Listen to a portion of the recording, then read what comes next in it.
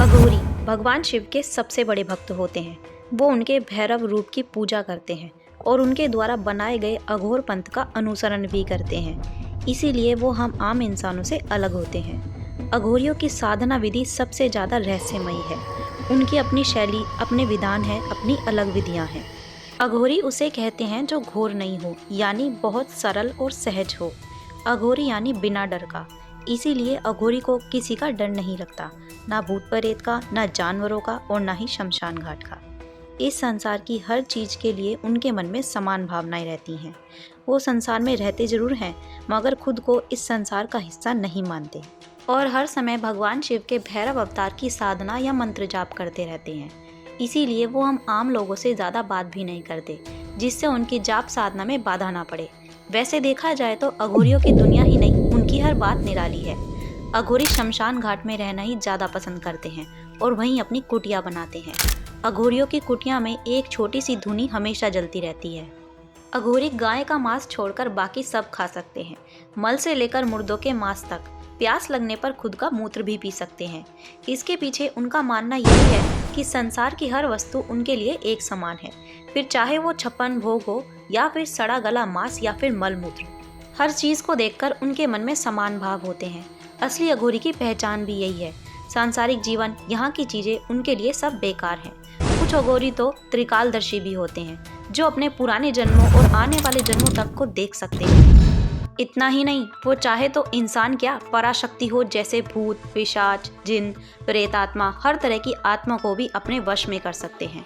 तमाम तरह की शक्तियाँ प्राप्त करने की साधनाएं भी वो शमशान घाट में ही करते हैं। इस अघोर पंथ को लेकर ऐसा भी कहा जाता है कि खुद भगवान शिव ने इस अघोर पंथ की शुरुआत की थी और सबसे पहले अघोरी थे बाबा कीनाराम। सभी अघोरी उनकी पूजा करते हैं। वाराणसी में तो उनका एक मंदिर भी है। शिवाला मोहल्ले में बना ये मंदिर बहुत साल पुराना है। सभी अघोरी वहां जरूर जाते हैं। इस मंदिर के मुख्य द्वार के दोनों स्तंभों पर 3 मुंड बने हुए हैं।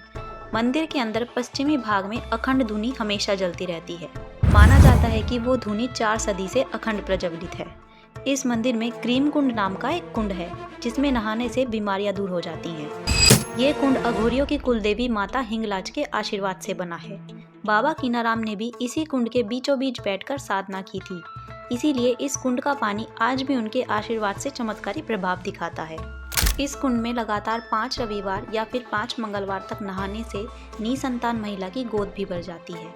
इसके अलावा भूत बाधा हो, काला जादू हो या तंत्र मंत्र हो, सबका असर इस कुंड के पानी के प्रभाव से दूर हो जाता है। मंदिर में बाबा कीनाराम का तख्त लोहे की जंजीरों से बंधा हुआ है।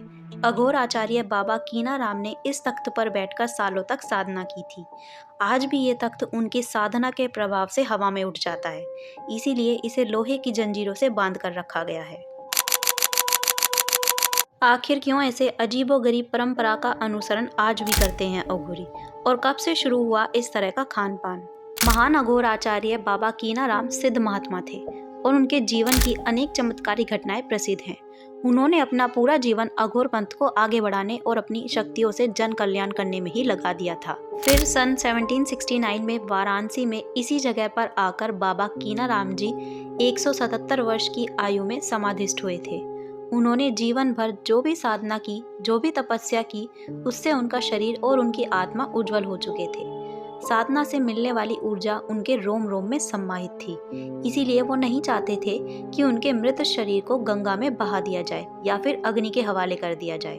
वो तो अपनी साधना का पूरा प्रताप अपने उन प्रिय अघोरी शिष्यों को देना चाहते थे, जो उनके जाने के बाद अघोर पंथ को आगे बढ़ाने वाले थे। इसीलिए उन्होंने समाधि के ठीक पहले अपने शिष्यों को ये आज्ञा दी कि जब उनके प्राण उनके शरीर से निकल जाएं, तो उनका शरीर सभी शिष्यों को भोजन के रूप में बांट दिया जाए। ठीक वैसा ही किया गया। सभी अघोरी शिष्यों ने इसे बड़े ही श्रद्धा से महाप्रसाद के रूप में ग्रहण किया और फिर तभी से अघोरियों में ये मांस खाने की परंपरा चल पड़ी। तब ऐसा पहली और आखिरी बार हुआ था जब किसी अघोरी ने अपने ही गुरु के शव के मांस को प्रसाद के रूप में ग्रहण किया था। उसके बाद ये भी नियम बनाया गया कि कोई अघोरी दूसरे अघोरी का शव मांस नहीं खाएगा। अब अघोरी शव मांस खाते जरूर हैं, मगर वो या तो शमशान में जलती चिता से प्राप्त होता है या फिर वो शव जो माँ गंगा में बहते हुए ऊपर आ जाता है। अघोरी अपने शरीर, अपने मन को इस तरह वश में कर लेते हैं कि ना उन्हें कुछ महसूस होता है और ना ही उनके मन में किसी तरह का भाव रहता है। फिर चाहे पेट भरने को पकवान मिले चाहे शव।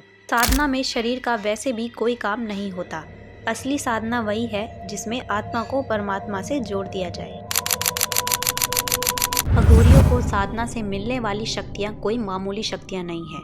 वो स्वयं भगवान भैरवनाथ का आशीर्वाद होती हैं। ये शक्तियाँ ही किसी अघोरियों को पूर्ण अघोरी बनाती हैं और उनकी साधना भी इन्हीं शक्तियों के साथ सफल होती है।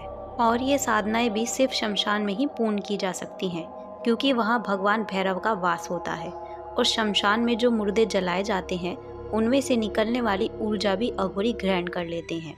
उससे उन्हें साधना करने की ऊर्जा मिलती है। सबसे पहले होती है रक्षण शक्ति, जिससे अघोरी अपने जाप और पुण्य की रक्षा तो करता ही है, जरूरतमंदों की रक्षा भी करता है। दूसरी होती है गति शक्ति, जिसके मिलने के बाद ही अघोरी की साधना में गति आती है और वो बिना किसी बाधा के घंटों तक साधना करने में सक्षम हो जाता है। तीसरी होती है कांति शक्ति, जो अघोरी के भीतर से कुकर्म वाले संस्कार को कम करके उसकी चित्त को उज्जवल करती है। इसके बाद आती है प्रीति और तृप्ति शक्ति। इससे अघोरी की अपने इष्ट देव के साथ प्रीति बढ़ती जाती है और उसकी अंतरात्मा तृप्त हो जाती है।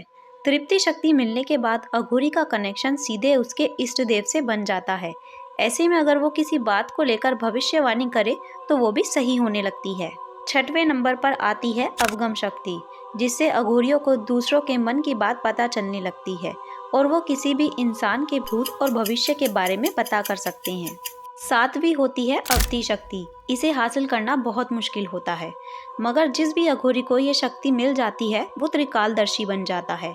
यानी कि वो ना सिर्फ आपके इस जन्म के सारे कर्मों को देख पाएगा, बल्कि आपके पहले के और आने वाले सभी जन्मों का हाल भी देखकर बता सकता है। आठवीं होती है श्रवण शक्ति, जिसमें अघोरी का संपर्क देवलोक से हो जाता है और वो अपनी जगह पर बैठे बैठे देवताओं तक से बात करने में सक्षम हो जाता है, यानी वो देवताओं की बात तक सुनने लगता है। नवी है सौम्यार्थ शक्ति, जिसमें अघोरी का अपने मन पर शासन हो जाता है। फिर वो जब चाहे तब अपने मन को साधना में लीन कर सकता है। 10वीं होती है याचन शक्ति। इस शक्ति के मिलने के बाद अघोरी की मनोकामनाएं पूर्ण होने लगती हैं। इसके बाद आती है क्रिया शक्ति, जो अघोरियों को दूसरे मनुष्य की सहायता करने के लिए मिलती है। इसके बाद आती है ज्ञान शक्ति, जिनके मिलते ही अघोरी के अंदर ज्ञान का प्रकाश फैलने लगता है और वो एक सिद्ध पुरुष बन जाता है।